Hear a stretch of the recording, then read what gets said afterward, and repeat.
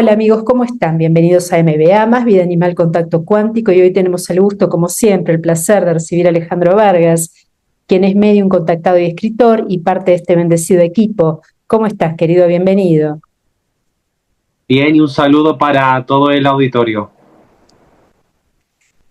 Así es, encantados como siempre de estar contigo compartiendo estas grandes entrevistas que pasan mensajes veraces de elevación de conciencia. Lástima que YouTube nos sigue tapando y nos sigue pisando el canal, pero bueno, eso es harina de otro costal.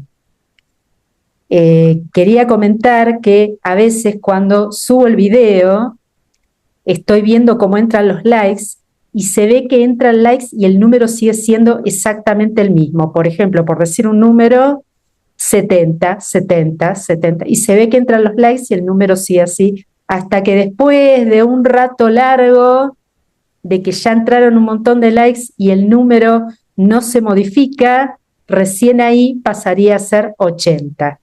Lo mismo nos hacen con las visualizaciones y demás. Bueno, la voluntad de Dios es infinitamente superior, así que nosotros lo dejamos en sus manos, porque ellos manejan el algoritmo y nos siguen tapando todos los videos como para que no llegue a la gente, no los muestran, etcétera, etcétera.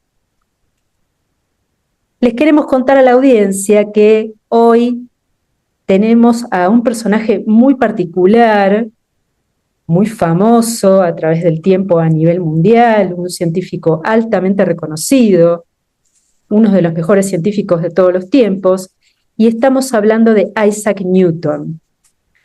Voy a decir una pequeña biografía y ya vamos a establecer una conversación con él.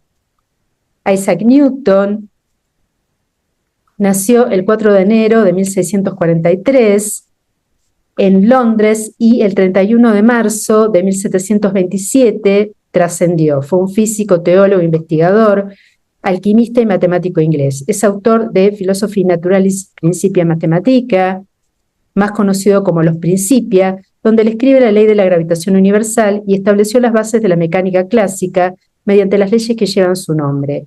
Entre sus otros descubrimientos científicos destacan los trabajos sobre la naturaleza de la luz y la óptica, que se presentan principalmente en su obra Optics, y en matemáticas el desarrollo del cálculo infinitesimal. Newton comparte con Gottfried Leibniz el crédito por el desarrollo del cálculo integral y diferencial, que utilizó para formular sus leyes de la física y astronomía. También contribuyó en otras áreas de las matemáticas, desarrollando el teorema del binomio y las fórmulas de Newton-Cotes. Está en presencia con nosotros, querido. Bienvenido. Tuviste una infancia difícil, tu padre trascendió antes de que nacieras y tu madre se casó con otro hombre y te abandonó dejándote con tu abuela a la edad de 3 años. La biografía describe que tenías un carácter complejo, a veces hostil y solitario, no te gustaban las reuniones sociales y no tenías vínculos de amistades a los que veías frecuentemente. ¿Esto fue así realmente por el maltrato que habías tenido en la infancia? Me dice que hay muchísimas cosas que sí, que son verdad, y hay otras cosas como que no se corresponden, como que se ha dado mucha información, pero claro, que desde dentro no es así. ¿Qué es lo que no es así? Que tú no tenías un carácter hostil. Exactamente. Me parecía, porque hay varias cositas dentro de la biografía que no concuerdan, son incongruentes. Por un lado dice una cosa, por otro lado dice otra. Bueno, ya sabemos, queridos amigos, cómo es esto. ¿Tenías un trastorno del espectro autista no diagnosticado para ese momento histórico que te convertía en un genio en tu especialización, pero muy reticente en el área social? Sí, y por supuesto, ese don, como otros tantos, es un don dado de Dios, aunque la sociedad lo tenga muy mal visto. Así es, porque tienen otro tipo de conexión. Todos los niños, adultos, adolescentes, personas de cualquier edad que tengan un trastorno del espectro autista, denominado TEA, ¿no? Dijiste en un momento dado Platón es mi amigo, Aristóteles es mi amigo, pero mi mejor amigo es la verdad. ¿Por qué dijiste esto y a qué te referías? Porque la verdad nos hace libres. Como bien dijo Dios Padre, Madre encarnado cuando estuvo en este planeta. Así es, exactamente. ¿Por qué los grandes genios de la historia, algunos tuvieron Asperger, como el caso de nuestro benemérito hermano del comando Einstein? ¿Y se está saldando un karma con esto, más allá de que es una condición que se la ve como problemática? De hecho, lo digo con mucho conocimiento de causa, tengo un familiar con esta condición y he trabajado muchísimo con niños con esta condición también. La educación tradicional y cerrada no es para estos niños, enciclopedista. Entonces, esto le genera gravísimos problemas en la escolarización. ¿Qué nos puedes decir, digamos, sobre este tópico? Ellos son maestros, ellos me está diciendo Isaac que vienen a enseñar, que vienen a aprender a través de ese don que tienen y sobre todo vienen a dar mucho amor y también a entender que ellos son parte de Dios, que ellos son parte del amor incondicional y a través de todas estas condiciones, así como hay otras que no son enfermedades, porque está muy mal catalogado, no son enfermedades, y vienen a eso, a enseñarnos, vienen a mostrarnos el amor puro, el amor incondicional, que es Dios a través de estos aprendizajes de estos niños, ¿no? Que vienen con este don, porque no vamos a decir que es una discapacidad, porque no lo es, No lo porque es. en realidad, claro, en realidad es lo que me está diciendo Isaac, que la sociedad ha catalogado muy mal esto y sin duda tendríamos que aprender muchísimo de ellos porque tienen grandes cosas que enseñarnos. Así es. Muchas grandes cosas que enseñarnos a los que somos neurotípicos. ¿Sí? Que el neurotípico se cree lo más de lo más y superior a este tipo de personas, ¿no? Porque ya traspasan de ser niños también. Entonces podemos decir que no se salda ningún karma teniendo un trastorno del espectro autista. No.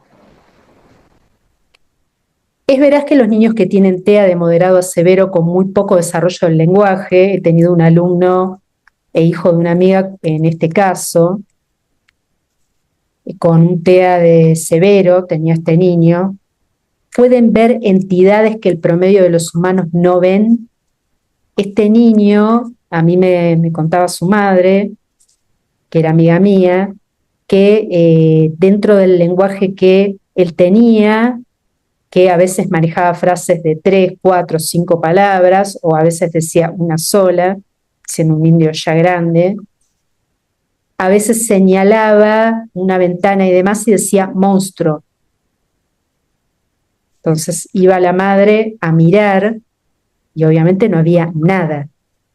Por lo que vi otros casos también, si bien no lo investigué en profundidad, que manifestaban ver cosas que la mayoría no puede, el promedio no puede. ¿Es así esto? Sí, y sobre todo también estos niños son muy atacados porque al tener ese don y al poder darnos esos aprendizajes, están siendo atacados continuamente para hacerlos rabiar, para que estén siempre en oscuridad, para que no saquen esa luz que ellos tienen. Sin duda hay que protegerlos mucho y hay que darles mucho cariño. Protección, además de protección material, energética. Sí, ¿Te refieres a oraciones de corte? exacto. Los hermanos del comando, en alguna encarnación, por lo menos en una, por lo que hemos visto, tú me dirás si estoy equivocada, en alguna de las 7 encarnaciones, por lo menos aquí en la Tierra, son un personaje famoso de la música, proveniente de la música, de la religión o del ambiente artístico en general, de la política. ¿Esto es así porque se pacta de esta manera? ¿Qué sucede con un alma joven, digamos, que no es todavía una semilla estelar encarnada?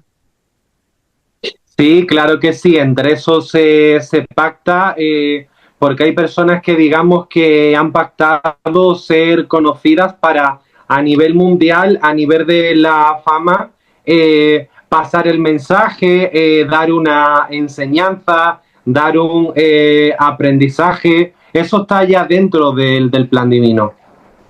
Claro.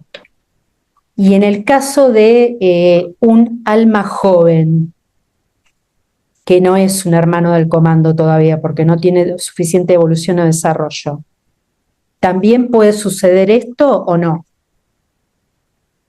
En algunos casos sí, en otros no, aunque realmente son muy pocos. ¿Cuánto necesita un alma joven para convertirse en un hermano del comando? Muchísimas vidas. Se refiere a encarnando en diferentes planetas 3D. Sí. Según la biografía, tú estudiabas las propiedades de los cometas, calculabas las proporciones ideales y los puntos más adecuados para ajustar las cuerdas. Además, les regalaba linternas a sus compañeros y les comentaba sus estudios, con el aparente propósito de ganarse su amistad, pero no dio resultado. Con estos procedimientos demostró su superioridad y los hizo sentir más alejados de él. El día de la muerte de Cromwell, un amigo cercano, tuvo lugar su primer experimento. Ese día una tormenta se desencadenó sobre Inglaterra y saltando primero a favor del viento y luego en contra, con la comparación de sus saltos con los de un día de calma, midió la fuerza de la tormenta. Les dijo a los niños que la tormenta era un pie más fuerte que cualquiera que hubiese conocido y les enseñó las marcas que medían sus pasos. Además, según esta versión, utilizó la fuerza del viento para ganar un concurso de saltos y la superioridad de su conocimiento lo hacía sospechoso. ¿Cómo pudiste tú transitar este gran intelecto que tú tenías por encima del promedio para poder subsistir en esta encarnación? Todo a través de la ayuda de Dios y todo también a través del pacto que hizo su alma en esta encarnación, porque está claro que Dios siempre y el alma siempre nos está manejando en absolutamente todo. Al alma nunca nada se le escapa, ni existe tampoco nunca el azar de las cosas. Está todo prácticamente calculado. Muy bien. Así es. Entre sus hallazgos científicos, continúa la biografía, se encuentra el descubrimiento considerado al inicio del espectroscopio, de que el espectro de color que se observa cuando la luz blanca pasa por un prisma es inherente a esa luz, en lugar de provenir del prisma, como había sido postulado por Roger Bacon, su argumentación sobre la posibilidad de que la luz estuviera compuesta por partículas, su desarrollo de una ley de convección térmica que describe la tasa de enfriamiento de los objetos expuestos al aire libre. También fue un pionero de la mecánica de fluidos, estableciendo una ley sobre la viscosidad.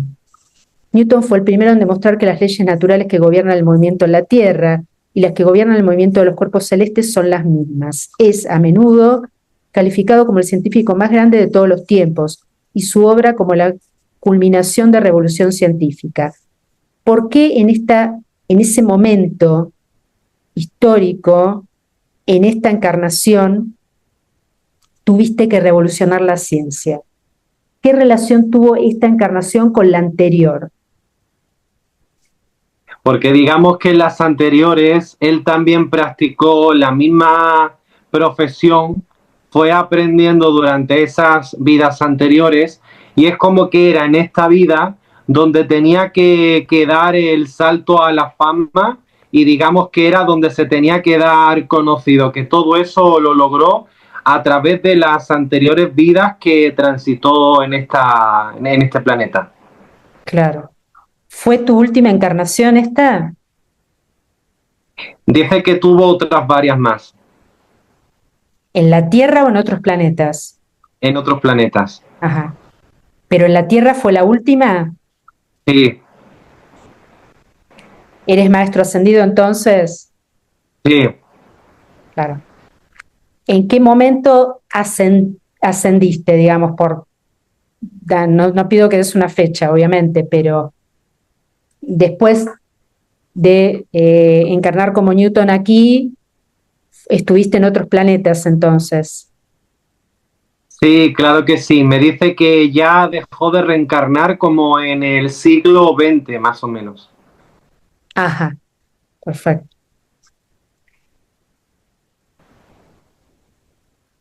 Continúa el texto. En esta época la geometría y la óptica ya tenían un papel esencial en la vida de Newton, refiriéndose al año 1700. Además de esos días, su fama comenzó a crecer, ya que había iniciado correspondencia con la Royal Society. Newton les envió algunos de sus descubrimientos y un telescopio que suscitó gran interés entre los miembros de la sociedad, aunque también los críticos de algunos, principalmente Robert Hooke, estaban en contra. Ese fue el comienzo de una de las muchas disputas que tuvo en su carrera científica. Se considera que Newton mostró agresividad ante sus contrincantes, que fueron principalmente Hooke, Leibniz y en lo religioso la Iglesia Católica. Como presidente de la Royal Society, fue descrito como un dictador cruel, vengativo y buscapleitos. Sin embargo, lo que hizo que iniciara de lleno sus estudios sobre la mecánica de la gravedad fue una carta de Hooke en la que éste comentaba sus ideas intuitivas acerca de la gravedad. Newton resolvió el problema con el que Hooke no había podido y sus resultados los escribió en los que muchos científicos creen es el libro más importante de la historia de la ciencia, Philosophy Naturalis Principia Mathematica.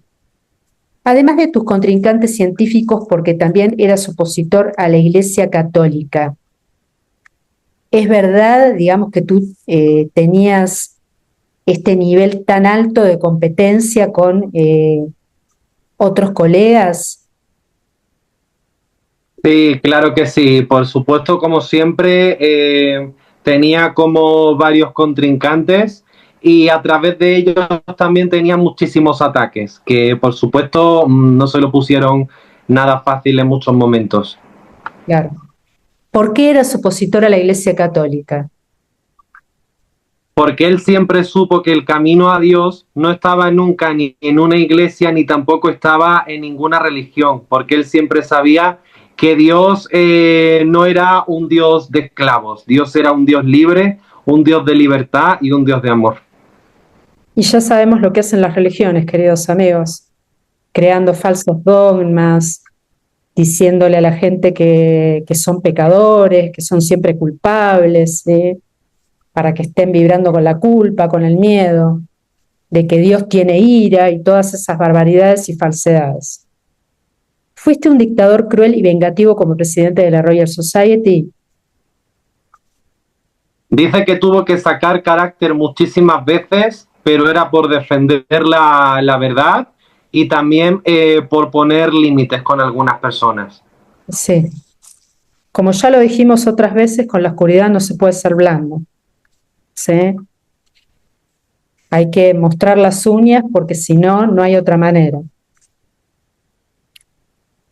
¿Tuviste en un momento dado de tu vida delirios de persecución, paranoia, o en realidad esto era conexión con Dios y con los seres de luz? Conexión con Dios, por supuesto. Claro, porque eso lo dice también parte de la biografía.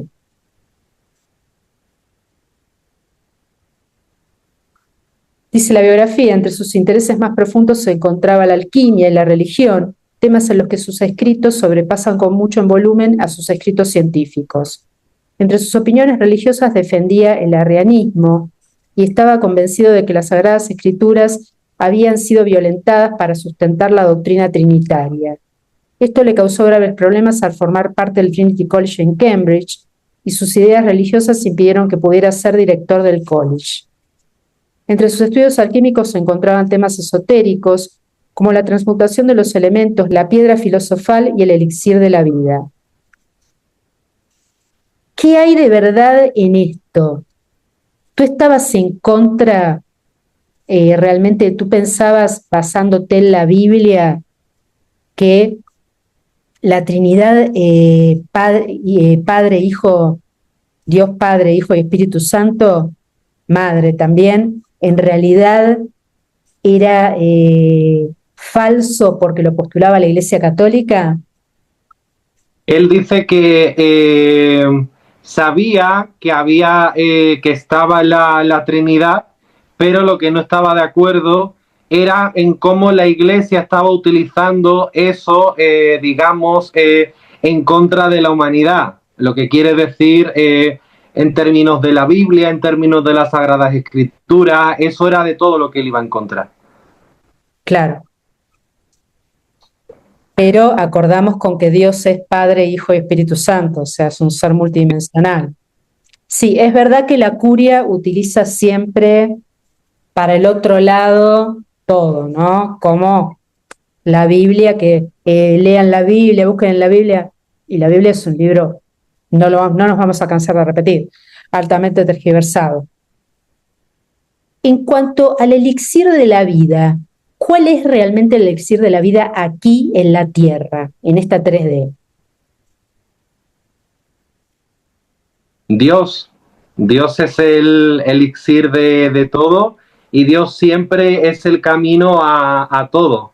Debemos poner siempre a Dios en primer lugar porque con Él siempre se inicia todo. En algunas biografías, algunos textos, dice que estabas obsesionado por saber cuál sería el fin de los tiempos y el base, o sea, el cataclismo planetario, y en base a algunos cálculos matemáticos en los textos bíblicos, llegaste a la conclusión de que el cataclismo se produciría en lo conocido en la Biblia como Apocalipsis en el año 2060. ¿Cómo llegaste a esa conclusión y qué tan certera es esta hipótesis? Bueno, es como que él me dice que sabía como que por información que le había llegado del otro plano, que iba a existir la evacuación planetaria, que iba a existir también lo que es el cataclismo y que se iba a llegar que se iba a llegar a ello. Como que él ya tenía información desde aquel entonces. Claro, pero mi pregunta apunta a que tú sacaste como conclusión que el año 2060 iba a ser el del cataclismo planetario. ¿Qué nos puedes decir sobre esto? No dice nada. ¿Estaba errado?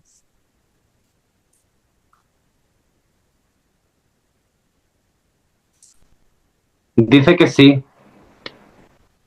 Porque en realidad está mucho más cerca. Sí. No te voy a pedir que digas fechas porque ya sé que ustedes no las dicen. Y nosotros no nos jugamos más tampoco a decir fechas para que después resulte un mensaje falso. De los errores se aprende.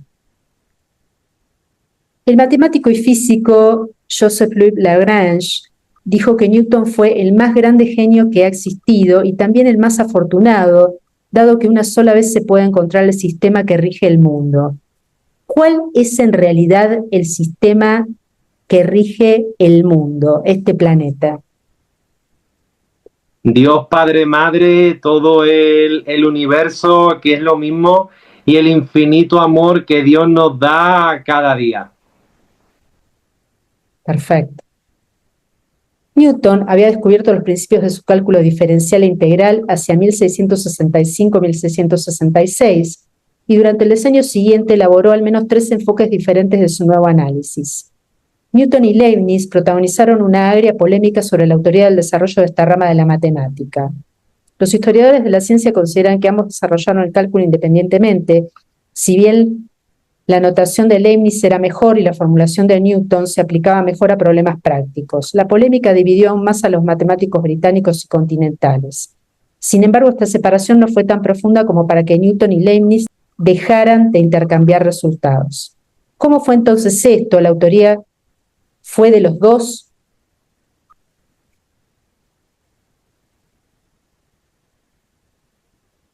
¿Fue de los dos la autoría? Dice que sí. ¿Por qué no entienden los humanos que sus creaciones provienen de Dios y que nada de lo que hacemos ni tenemos en este planeta es nuestro? Por, por creerse más que Dios, por creerse que son altos supremos, por creerse que esta 3D es la única realidad que existe, por el egocentrismo de creer que somos los únicos que existimos y bueno, por muchas otras cosas más. Así es. Entre 1670 y 1672, Newton trabajó intensamente en problemas relacionados con la óptica y la naturaleza de la luz. Newton demostró que la luz blanca estaba formada por una banda de colores, rojo, anaranjado, amarillo, verde, cian, azul y violeta, o sea, luz arcoírica, que podían separarse por medio de un prisma. Como consecuencia de estos trabajos, concluyó que cualquier telescopio refractor sufriría de un tipo de aberración conocida en la actualidad como aberración cromática, que consiste en la dispersión de la luz en diferentes colores al atravesar una lente. Para evitar este problema inventó un telescopio reflector, conocido como telescopio newtoniano. Sus experimentos sobre la naturaleza de la luz le llevaron a formular su teoría general sobre la misma, que según él está formada por corpúsculos y se propaga en línea recta y no por medio de ondas. El libro en el que expuso esta teoría fue severamente criticado por la mayor parte de sus contemporáneos, entre ellos Hooke y Huygens, quienes sostenían ideas diferentes defendiendo una naturaleza ondulatoria. Estas críticas provocaron su recelo por las publicaciones, por lo que se retiró a la soledad de su estudio en Cambridge. Aunque sus ideas acerca de la naturaleza corpuscular de la luz pronto fueron desacreditadas en favor de la teoría ondulatoria, los científicos posteriores llegaron a la conclusión, gracias a los trabajos de Max Planck y Albert Einstein, de que la luz tiene una naturaleza dual, es onda y corpúsculo al mismo tiempo. Esta es la base en la cual se apoya toda la mecánica cuántica. Esto es así porque sabemos que la tecnología, que la energía divina es tan alta e inalcanzable en muchos aspectos para la mentalidad humana, que seguro que es muy superior en cuanto a este concepto. Es demasiado superior al que ahí se menciona, pero demasiado. Algo que nos puedas decir, que podamos entender desde esta mentalidad humana ilimitada. Por decir que es inalcanzable lo grande que es. ¿Cómo puede influir la luz en la creación de un planeta? Porque la luz es todo. La luz infunde en absolutamente y prácticamente todo, porque la luz es quien crea, la luz es quien genera y la luz es quien nos da absolutamente todo lo que tenemos.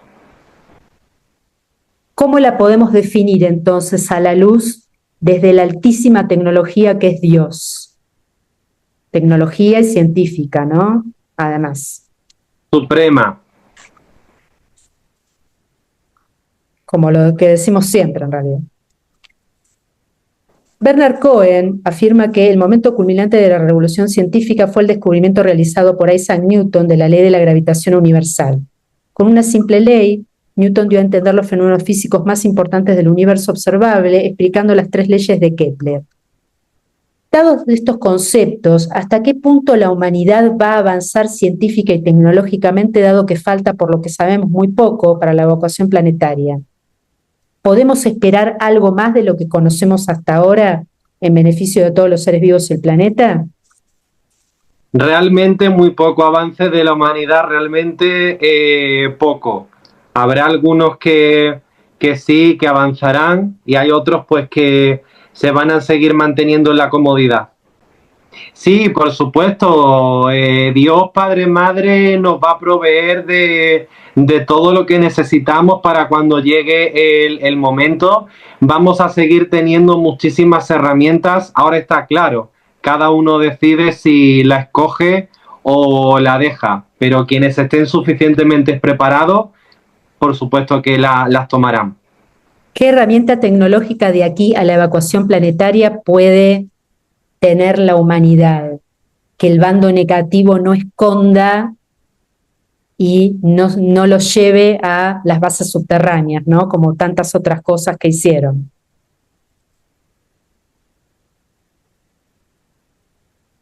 No dice nada. En 1687 defendió los derechos de la Universidad de Cambridge contra el impopular rey Jacobo II, que intentó transformar la universidad en una institución católica. Como resultado de la eficacia que demostró en esa ocasión, fue elegido miembro del Parlamento en 1689, cuando el rey fue destronado y obligado a exiliarse. Mantuvo su escaño durante varios años sin mostrarse muy activo durante los debates. Durante este tiempo prosiguió sus trabajos de química. Se dedicó también al estudio de la hidrostática y de la hidrodinámica, además de construir telescopios. ¿Qué nos puedes decir sobre esto? ¿Nuevamente actuaste para que una institución no se convirtiera en católica?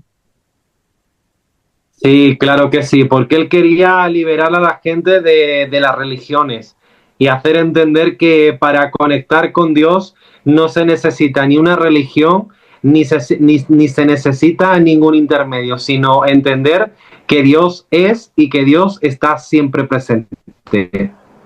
Así es.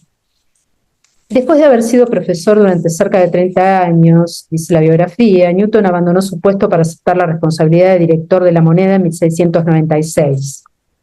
Durante este periodo fue un incansable perseguidor de falsificadores, a los que enviaba a la horca y propuso por primera vez el uso del oro como patrón monetario. Durante los últimos 30 años de su vida abandonó prácticamente toda actividad científica y se consagró progresivamente a los estudios religiosos. Fue elegido presidente de la Royal Society en 1703 y reelegido cada año hasta su muerte. En 1705 fue nombrado caballero por la reina Ana como recompensa a los servicios prestados a Inglaterra. Aún perteneciendo al gobierno y siendo por ello un hombre rico, hasta 1721 acabó perdiendo 20.000 libras debido a la burbuja de los mares del sur, ante lo que diría lo siguiente: puedo predecir el movimiento de los cuerpos celestes, pero no la locura de la gente. ¿Esto fue así? ¿Tú mandabas a los falsificadores a la horca? Para nada. Bueno, acá ya vimos unas cuantas cositas en cuanto a el carácter, que se manejaba con hostilidad, con sus competidores o con la gente en general, pero después dice que era amable, que le regalaba cosas a los compañeros, por eso. Aquí, como siempre, queridos amigos, corren las tergiversaciones y hay que saber discernir. Además, en ese momento histórico, el presidente de la Royal Society, que no era el rey, que no era un cargo, digamos, que dirigía el país, ¿podía mandar a alguien a la horca? No. Por eso, o sea, ya desde ese punto de vista es notable que es falso.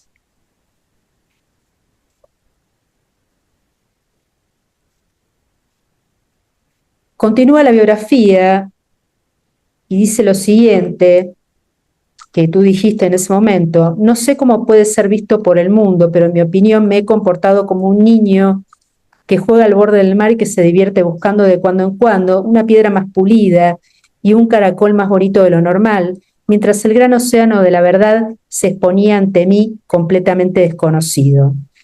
La palabra verdad y la búsqueda de la verdad aparecen en varios textos, siempre citando tu nombre. ¿Tenías realmente una obsesión sobre esto?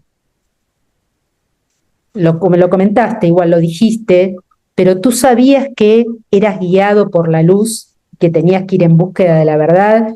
¿Tenías contacto telepático o solamente intuitivo? Era contacto intuitivo y de ese contacto intuitivo que él tenía era algo que le decía sacar la verdad siempre por delante. En el mausoleo de Newton, situado en la abadía de Westminster, se asegura que estaba dotado de una fuerza mental casi divina, pero todavía más rotundo era el epitafio que propuso el poeta Alexander Pope. La naturaleza y sus leyes permanecían ocultas en la noche. Dios dijo: hágase Newton, y todo fue luz.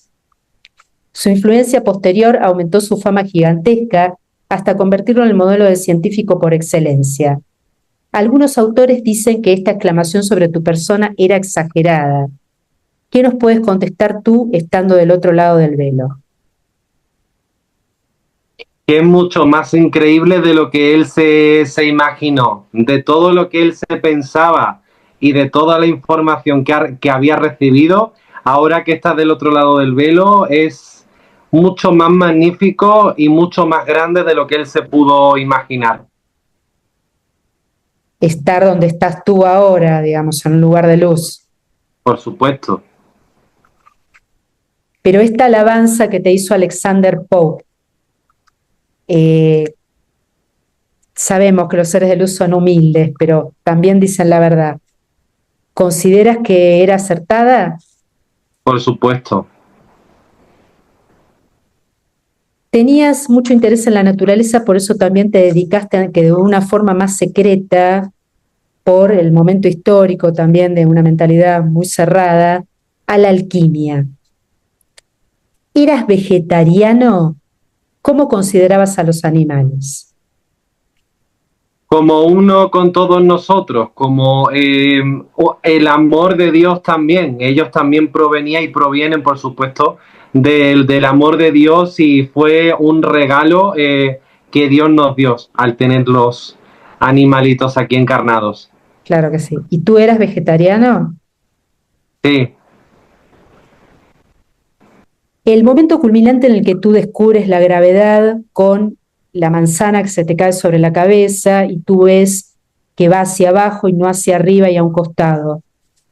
Podemos decir que ese fue el momento principal en el cual la humanidad se conecta con el cosmos y la ciencia en particular, con las leyes generales terrenales por las cuales funciona este planeta. exactamente. Y de hecho, hasta me está diciendo que ese momento cuando él lo descubrió, sin duda fue mágico y fue dado por la divinidad, por nuestro Dios Padre Madre, por supuesto, porque sin él no hubiese podido llegar a la conclusión. Así como todo, queridos amigos, nosotros no creamos nada. El conocimiento lo tenemos a través de Dios. Es Dios y los seres de luz que nos están guiando en forma continua para que cumplamos el plan divino y para todo lo que tenemos que hacer. Está todo prácticamente predeterminado. No nos vamos a cansar de repetirlo. Mensaje final. Dice que a Dios siempre lo vamos a encontrar dentro de nosotros. Dice también que no tenemos que hacer ni sacrificios, ni tenemos que hacer grandes cosas como nos dicen las religiones para adoctrinarnos, sino que lo único que tenemos que hacer es reconocer que ya Dios vive dentro de nosotros, que Dios forma parte de nuestra esencia, que es lo que somos, y que no necesitamos buscarlo por medio ni de iglesias, ni de religiones, ni de curia, ni de nada. Nada más que entendiendo que Dios ya es. Muchísimas gracias a quien fue Isaac Newton en esa encarnación. ¿Y en dónde te encuentras en este momento? Que no te lo pregunté. En la Nueva Jerusalén. Ah, qué bien. ¿Y cuál es tu función? Transmitir mensajes. Muy bonito.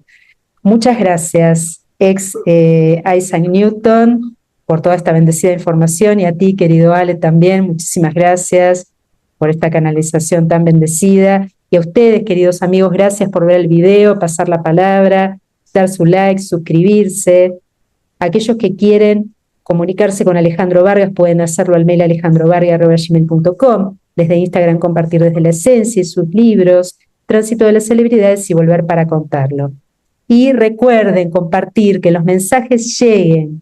Nosotros vamos a continuar a pesar de que nos estén poniendo el pie encima desde hace rato.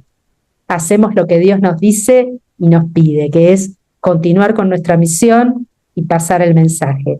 Muchísimas gracias a la querida audiencia y nos vemos en el próximo video de MBA, Más Vida Animal Contacto Cuántico. Que estén muy bien. Chau, chau.